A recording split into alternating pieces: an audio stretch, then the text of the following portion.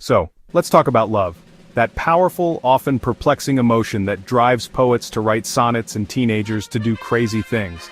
It's a topic that's been debated and dissected for as long as humans have been around, and yet, it still manages to surprise us, challenge us, and sometimes completely overwhelm us. What even is it? What is this force that can make us feel so incredibly happy and at other times, so utterly devastated? Is it a universal truth or simply a construct of our own minds and experiences? For centuries, people have tried to define it, from philosophers pondering its nature to poets attempting to capture its essence in verse. Countless books have been written, songs have been sung, and paintings have been created, all in the pursuit of understanding this elusive feeling. But it remains elusive. Despite all our efforts to pin it down, love continues to slip through our fingers like mist, defying easy categorization and resisting simple explanations. It's a shapeshifter, constantly evolving and adapting to different contexts and relationships. Is it a chemical reaction? A complex cocktail of hormones and neurotransmitters firing in our brains designed to promote bonding and reproduction? Or is it a spiritual connection, a deeper resonance between two souls that transcends the physical realm, a sense of belonging and understanding that goes beyond words and logic? Or just sharing fries with someone? Maybe it's the simple act of connection, the joy of sharing a moment, a laugh, or a meal with someone you care about. Honestly, it's all of those things and more. Love is multifaceted, encompassing a wide range of emotions, experiences, and expressions.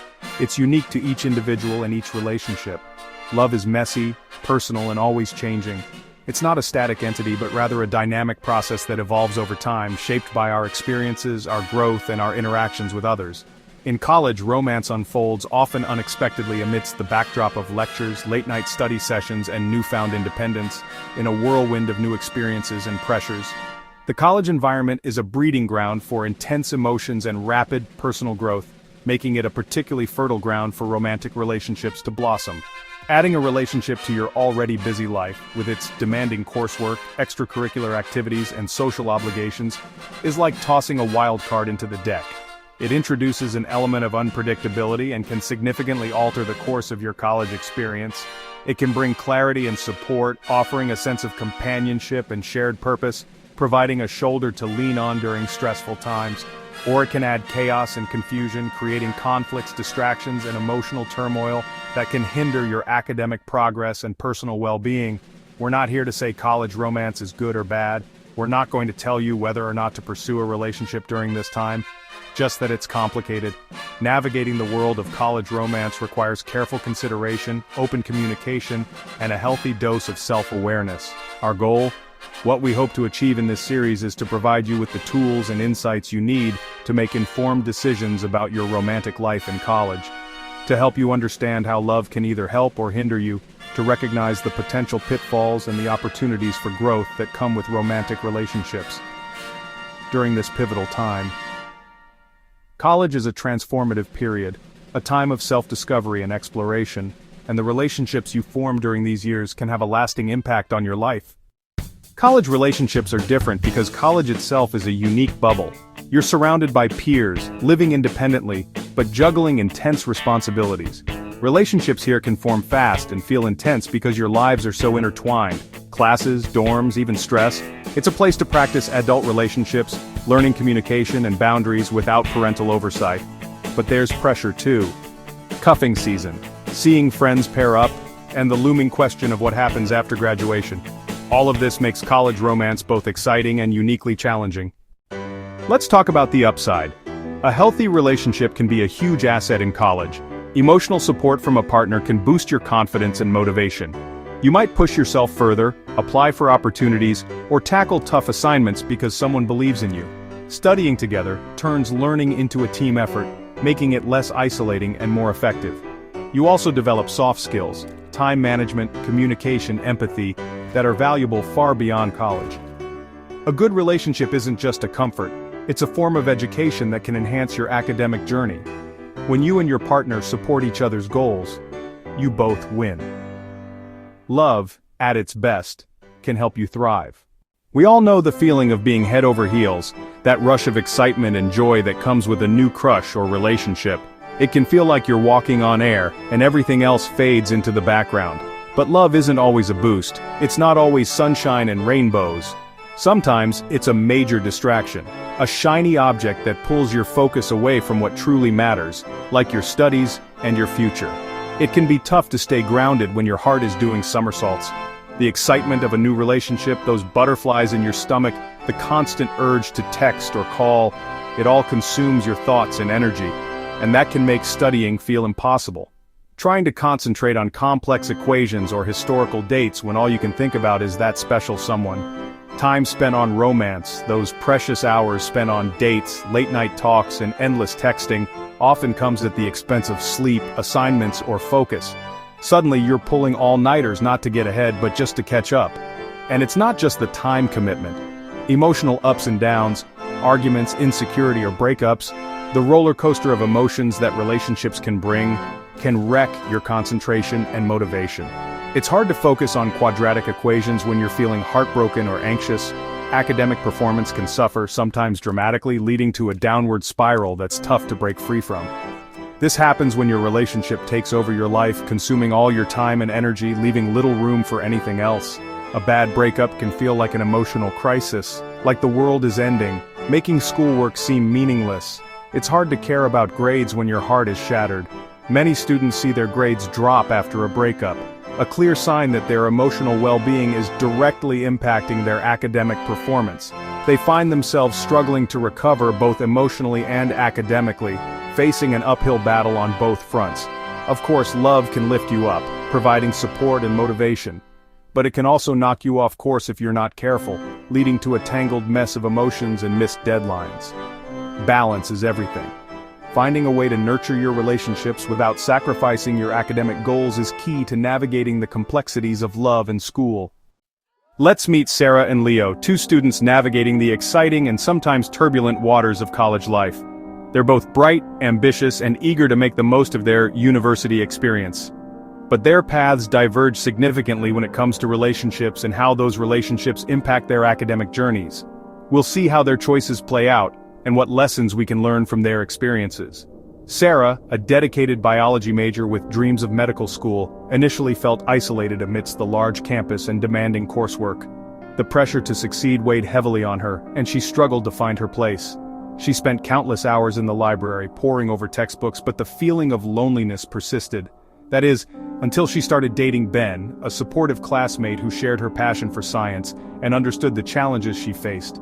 Their connection was instant, built on mutual respect and shared aspirations.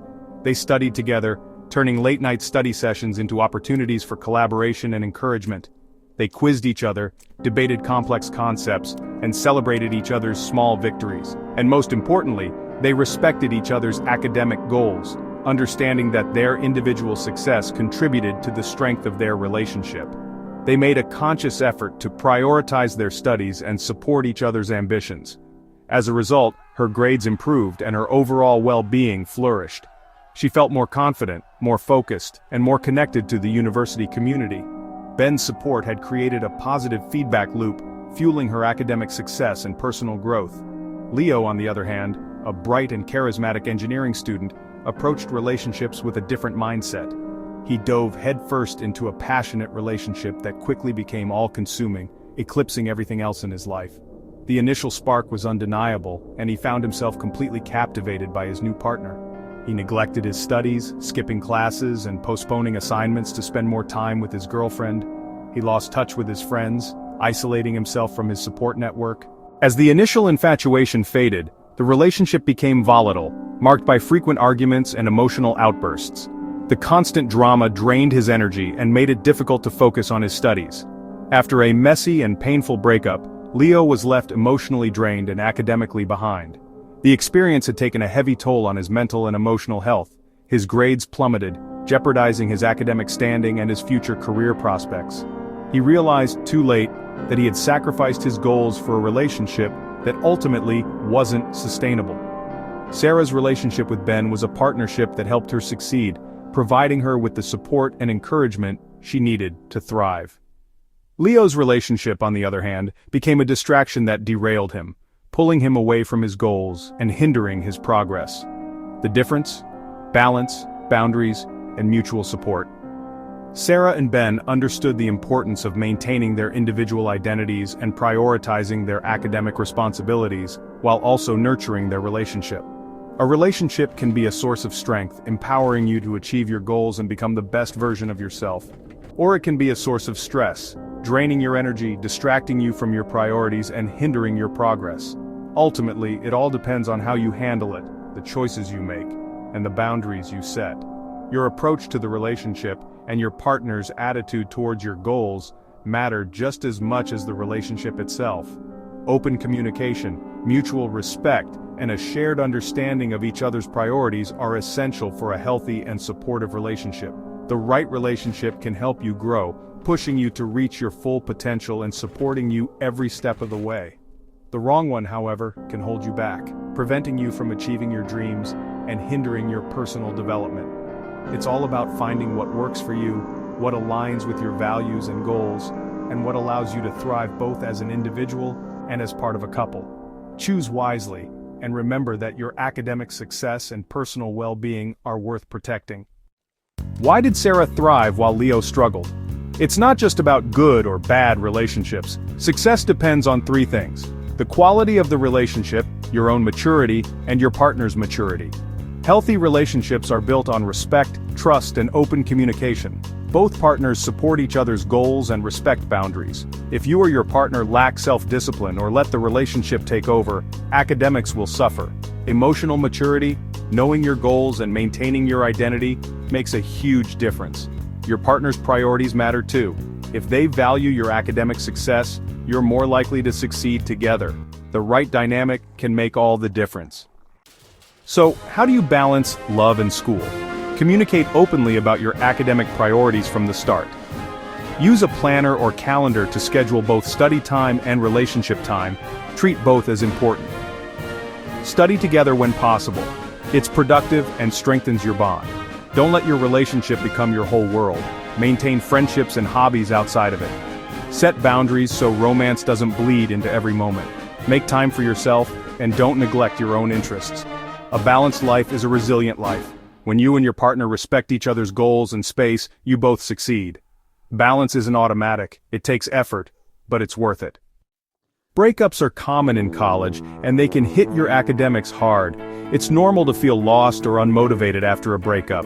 Give yourself grace. Seek support from friends, family, or campus counseling services. Don't try to tough it out alone. Talking helps. If you're struggling, communicate with your professors. They're often more understanding than you think. Focus on rebuilding your routine and reconnecting with your interests and friends. Structure helps you regain your footing. Pouring energy into your own life is how you heal and move forward. Remember, you're still whole on your own, and your academic journey continues. So what's the verdict? College romance isn't good or bad, it's an amplifier. A healthy relationship can boost your motivation and happiness. An unhealthy one can amplify stress and distraction. The key is self-awareness. Know your priorities, set boundaries, and choose a partner who respects your goals. True partnership means supporting each other's growth, not losing yourself.